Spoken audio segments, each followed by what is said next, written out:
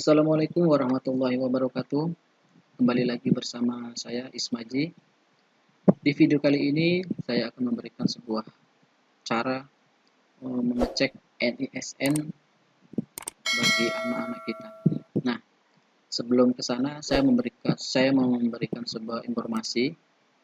Nah, jadi data NISN ini adalah data yang harus dimiliki oleh seorang siswa baik dari tingkat TK, SD, SMP, dan SMA, karena anak itu akan bisa dikatakan ya diakui apabila anak itu mempunyai NISN yang valid, karena banyak yang dibutuhkan sebagai identitas anak, terus juga sebagai salah satu syarat untuk sekolah yang ingin mendapatkan dana BOS itu dihitung dari siswanya mempunyai NISN yang valid.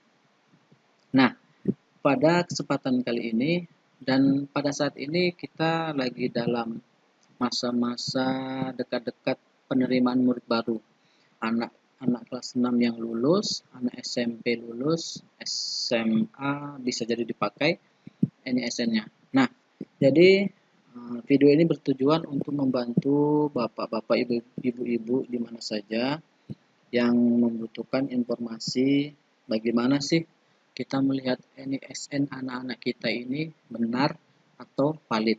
Nah, jadi sebelumnya ini bisa juga dicek di komputer. Nanti kalau tidak punya komputer atau tidak ada jaringan, kita bisa ke warnet atau melalui handphone. Di sini saya menggunakan sebuah laptop ya. Nah, ibaratkan kita Bapak Ibu semua atau rekan-rekan semua sudah membuka sebuah Google ya atau mesin pencari di internet. Kita ketikkan saja di sini NISN. Nah, ini sudah pernah saya ketikkan NISN.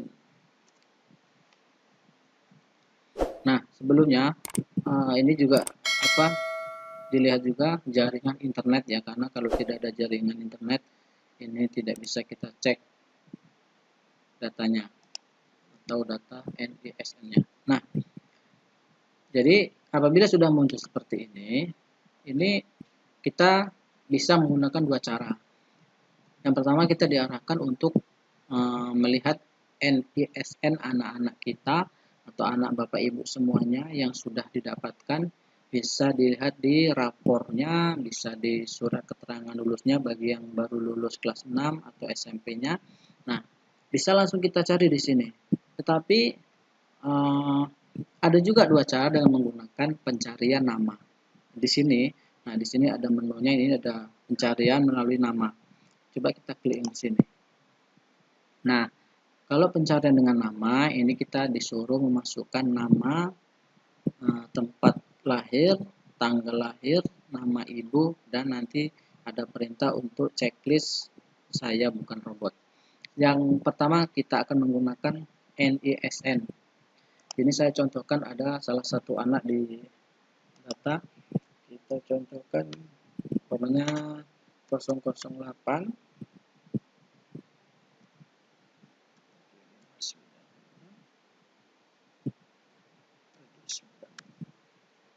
Nah, sebelum Bapak Ibu rekan-rekan semuanya untuk mencari ini, siapkan terlebih dahulu akte kelahiran atau KK bagi Bapak Ibu yang ingin melihat NISN-nya itu secara mandiri ya, tidak dengan di sekolahnya atau bantuan TU atau operatornya. Nah, di sini perlu dicatat, banyak yang mengatakan kalau cek tidak bisa keluar dan tidak cocok katanya. Nah, di sini saya berikan trik. Jadi kita disuruh memasukkan nama ibu kandung. Nah, untuk nama ibu kandung ini kalau yang saya lakukan itu hanya menggunakan 3 angka awal nama ibu kita. Jadi umpamanya nama ibu kandung kita namanya Sasmita umpamanya. Nah, ini dia tidak akan mencari. Jadi umpamanya nama ibu dari pemilik NISN ini adalah umpamanya Ermaliza umpamanya. Jadi kita cuma bisa ketikkan huruf E, R, dan M. Baru kita checklist atau centang saya bukan robot. Nah, biasanya juga kalau kita sering udah cocok nih, kita tinggal cari data, kita klik saja. Nah, inilah berarti NISN kita sudah terdaftar di Kementerian Pendidikan dan Kebudayaan yang di pusat. Jadi, sekarang ibu, bapak-bapak, ibu-ibu semua rekan semuanya tinggal mencocokkan. Oh, rupanya NISN anak kita cocok, tidak ada salah. Nah, andaikan ini tidak cocok, maka dia tidak akan keluar. Jadi nanti ini tinggal kita print saja, kita bawa atau kita simpan, karena seperti yang saya bilang dari awal tadi bahwa NISN ini adalah salah satu ya identitas penting dan utama yang harus dimiliki dan valid, karena akan digunakan berkelanjutan mulai dari TK, SD, SMP, dan SMA. Ya, NISN ini juga tidak akan bisa berubah dan tidak boleh berubah. Banyak seperti yang saya bilang bahwa digunakan untuk penerimaan dana BOS, identitas siswa, bahkan andaikan ada bantuan-bantuan dari KIP, Kartu Indonesia Pintar, dan semuanya, itu dia yang pertama dilihat adalah NISN-nya. Oke, nah terus yang cara kedua, kita umumnya sudah selesai, sudah kita print cocok, kita akan mencari dengan pencarian nama. Untuk nama, baru kita ketikkan namanya siapa, umpamanya namanya Zaki umpamanya. Kita lihat seperti di akte, di mana dia lahirnya, di Pekanbaru.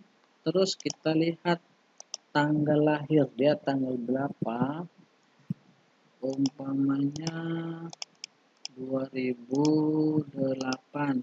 Bulan berapa? Bulan 9, tanggal 11. Oke, sudah. Nah, untuk nama ibu juga harus sama seperti tadi, tidak boleh atau tidak menyarankan untuk mengetik nama ibunya secara panjangnya. Ketik saja 3 huruf nama awalnya. Contoh E, R, M yang tadi. Kita centang. Oke, baru kita cari data. Nah, namanya keluar sama, berarti ini bisa kita katakan NISN atas nama anak ini valid dan terdaftar di Kementerian Pendidikan dan Kebudayaan. Jadi anak kita aman, tidak ada masalah mengenai NISN. Jadi mudah-mudahan video ini bisa membantu bapak-bapak, ibu-ibu semuanya atau rekan-rekan semuanya. Lebih bagus apabila nanti di sekolah atau lembaga membuatkan sebuah kartu NISN supaya lulus dari tingkat TK, SD, SMP, SMA-nya tetap menggunakan, dan TU atau operatornya lebih mudah mengupdate atau mengentry data NISN ini. Mudah-mudahan video ini bermanfaat dan bisa membantu bagi yang mau mengecek NISN-nya secara pribadi, karena biasanya kalau dalam masa-masa ini TU operator itu sibuk mengupdate data dan lain sebagainya. Jadi nanti ibu, bapak, rekan-rekan semuanya yang mau menyekolahkan anaknya SD atau SMP atau SMA-nya, minta saja dulu NISN-nya, baru bisa nanti ibu cari dengan dua cara, melalui pencarian nama dan langsung ketik NISN-nya. Oke, itu saja, mudah-mudahan bermanfaat.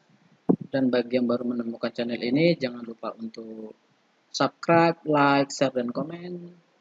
Dan jangan lupa bunyikan notifikasinya supaya mendapatkan update terbaru video dari saya.